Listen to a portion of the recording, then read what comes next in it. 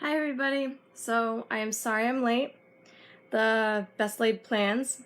The device I usually record on, I accidentally broke today. So I'm recording on my tiny iPod, and I was recording here from my Christmas room. We're that crazy about Christmas that we actually have a room dedicated to Christmas all year long, but it's very hot in here.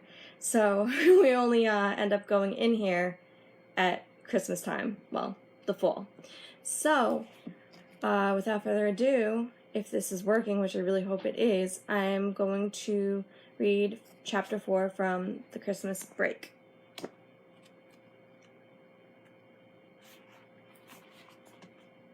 sitting on the floor here.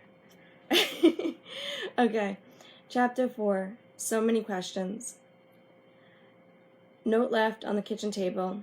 At Eric's, I'll see you Sunday. Hope you like the tree. With a heart and a winking face, Tiff. I pick up the piece of paper and hold it to my heart. She must have stopped in here while I was putting Murray together. Tiny white and Caribbean blue lights are strung through the green branches of the Christmas tree to the right of the television near the front of the window in our living room. It looks so beautiful. Tiff is a true friend. She knows that I've been struggling this season, and she did something so special. Yes, we both enjoy the tree, but I'm usually the one who sets it up, and I typically just have the white lights. I love these blue ones she picked out. This is something I know I will never forget.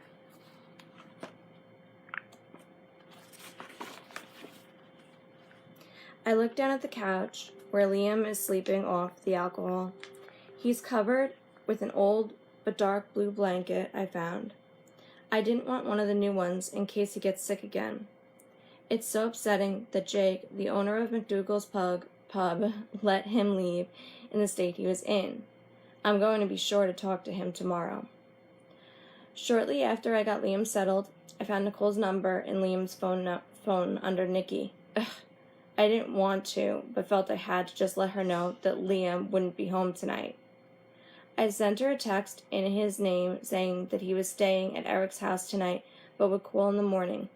I need to let Tiff know so that all our lying is straight. It was agonizing for me to even have to inform Nikki, but I knew it was the right thing to do. Seeing Liam, though, even after the heartbreak, makes me realize how much nothing has changed in my heart. I still feel that we belong together.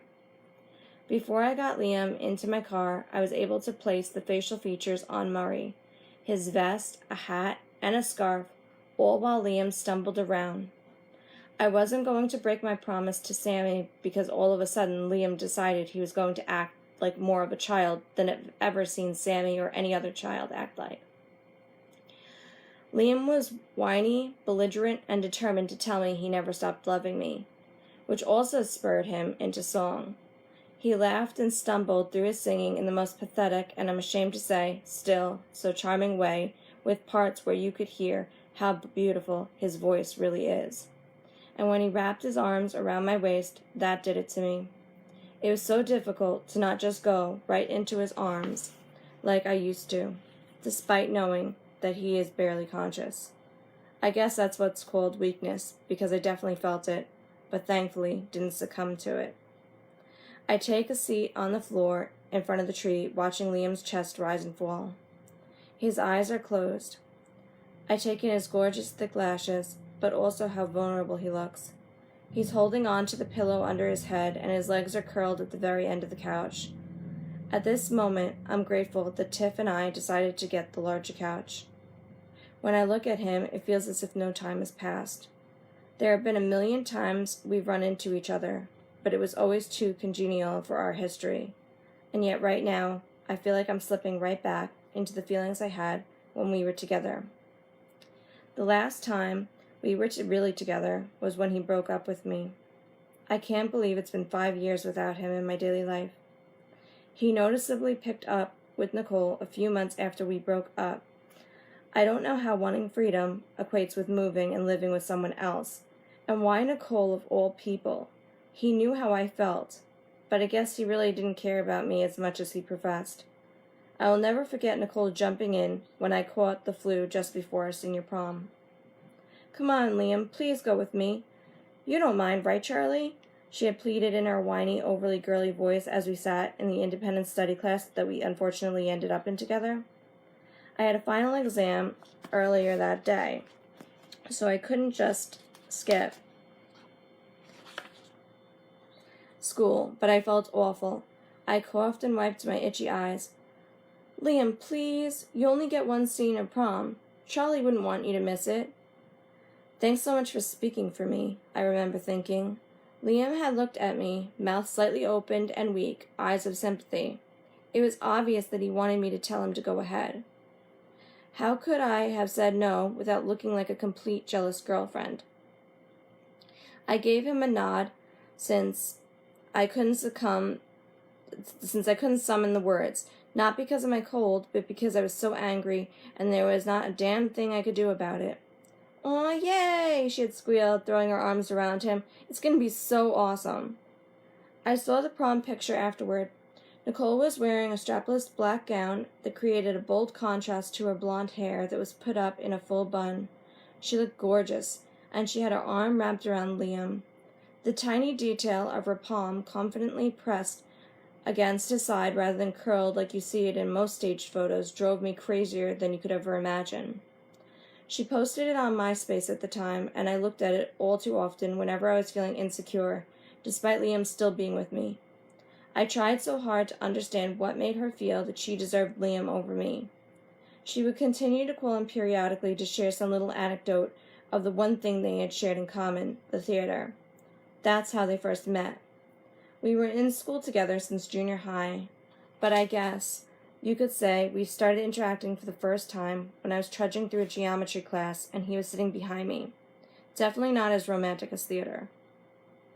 I am positive that she pushed the romance of art to angle herself into being closer to him.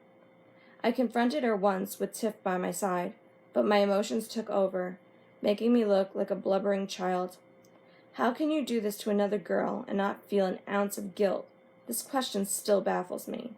Yes, Liam has a mind of his own too, but she made sure she actively stayed in the picture until she won. All of our interactions since I got in her face that time and Tiff had to pull me back have been brief and formal, with a tinge of attitude. And now why is Liam drunk? It's not like drinking was, God forbid, his go-to when he had a rough time with something. In fact, I have never seen him this smashed. I walk over to him and gently put my hand on his forehead. I am still so in love with him. This human being is so much a part of me. We were together through graduation, college, and starting to find our way afterward. He was there for me when my parents passed away. He stayed in this apartment with Tiff and me for about 2 weeks just after and just sat with me. He never left my side. And you know, there's always one particular moment or event that you flash back to every time you think a relationship is not really over, despite all the facts proving otherwise on the outside. For me, along with every touch and deep gaze he gave me throughout our 11 years together, there was one key standout moment, and of course, it happened this time of year.